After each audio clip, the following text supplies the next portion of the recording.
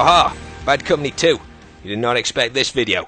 You thought I was going to post DayZ because I've been away for the last 3 or 4 days. And you were quite right. I am going to post DayZ. I'm going to post it on Wednesday. I basically haven't had any time to render it out because obviously 30-minute video, an original, that takes a long time to render. And I can't do anything else on my PC whilst it's rendering. It just takes over it completely. So I'm going to do it tomorrow when I'm out. I've got to look for a house basically because I rent somewhere at the moment. And to be honest, rent is kind of dead money, so I need to find a house and actually get a mortgage. But that's the one side. I shall render it tomorrow whilst I'm looking for a house. But where have I been?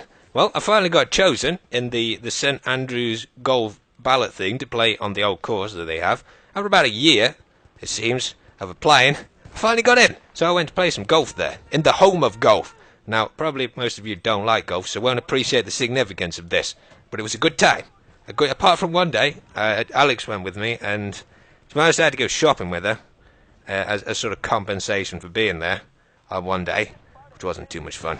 But still, it actually was quite a good thing because I found a good iOS game and how to record your iPad, iPhone, whatever with sound for free. So I actually might put up a video for that later this week. So everything turned out well this weekend.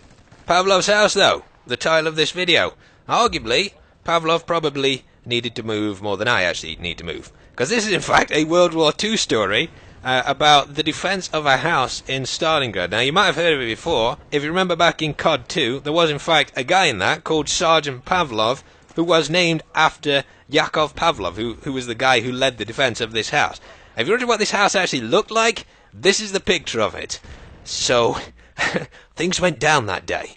Now I was actually a little bit torn about whether to do this story or to do one like a modern one, because I want to make it seem like all the good war stories are from World War II. So, I was going to do Marcus Luttrell, who I'm sure you've heard of before. I mean, his Lone Survivor book was like the Times #1 bestseller for a period. If you don't know who Marcus Luttrell is, basically he was a Navy SEAL in 2005, I think, who survived an attack from 80 Taliban with his 3 comrades. Well, his 3 comrades died, but he managed to survive by sheltering with some of the villagers who were around the area that they were fighting in. So his book is called The Lone Survivor because he was a lone survivor. And they're actually making a film of that with Mark Wahlberg in, Eric Bana, and fucking John Carter. Like the worst 3 actors ever for a story like that. Later on in this year, so you'll be able to see the full story then. Which is why I'm going to talk about Yakov Pavlov today. I'm sure you've all heard about the Battle of Stalingrad towards the end of World War II. Basically, it was one of the decisive battles because the Germans didn't manage to push past because of how well the Russians defended.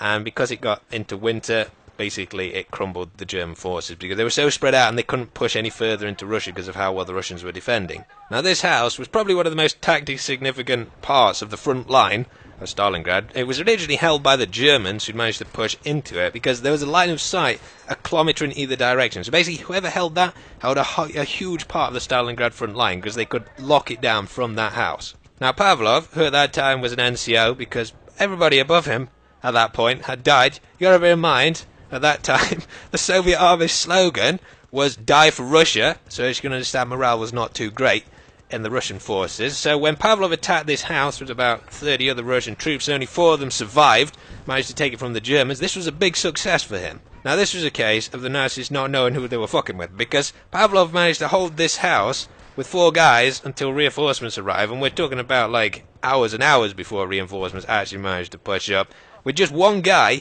on each floor, and in that time he personally sniped a dozen tanks from the roof with the 1 anti-tank rifle they had. Now you might be wondering why none of these guys went back to get reinforcements quicker after they breached the house rather than holding it with so few people for so long, but Stalin had put out an order, Stalin's Order 227, which said that not a single Russian troop shall take a step back. So none of these guys could actually go and get reinforcements because famously the Russians for a while, until they actually ran out of troops to do this, they used to have battalions behind the front line fighting troops. So if anybody decided to flee, and if there are any cowards there, they would get shot by this battalion behind them. So once you're in the fight as a Russian, you stayed in the fight until you died. Of course, Pavlov eventually got some more troops sent in to support him, including Anatoly Chekhov, who you might not know, but along with Vasily Zaitsev, they were, I think, the 2 highest killing snipers in Stalingrad. So the Germans at that point were truly fucked. To put this in perspective as well, Pavlov's 25 men managed to kill more Germans holding that house than the entire French army killed when Paris was taken by the Nazis. Because of his actions, Pavlov was, of course, awarded the status of hero of the Soviet Union, and you can actually see the house where he defended it today. It's still standing. There's a big memorial thing up the side of it. In fact, you can see it in this picture. So if you ever go to Volgograd, which is, of course, what Stalingrad is now called in Russia, then you can see that house there. You see, I really like this story because what it teaches you is, like, it shows you the level of resilience and determination that some people have. And of course, most of the things that you do in life are never going to be as tough as what Pavlov had to do that day, and they're the guys who fought there. So, if you're faced with something tough, you can think back to a story like that, and it can sort of inspire you to overcome it, I think. So, it's really good hearing about these kind of stories. Some other news, though. PAX is coming up in the very near future. It opens on August the 30th. To the 2nd of September, and probably the most significant thing you'll hear about in PAX is that The Elder Scrolls Online is going to be playable there, so I'd imagine there's going to be quite a lot of gameplay footage up on YouTube, so it'd be quite interesting to see what that game actually turns out to be. I did say in my previous video it's going to be released in 2040, I don't know why, but I actually bet 2014, so it should be coming out, I think, about spring of that year, so we'll have to see how that game turns out. Finally, I thought this was quite cool, so I'm going to post it on my channel, but I was asked to recut one of the Riddick trailers. Riddick, of course, comes out September the 6th, sequel to Pitch Black and Chronicles of Riddick. So I'll post that up on my channel in the next couple of days or so you can see it. But it's quite cool because I think Vin Diesel even gets to see it. Like, he'll actually see it instead of... which I think is really, really cool. But anyway, thanks for watching, guys. I hope you enjoyed the video, and I'll see you in the next chapter.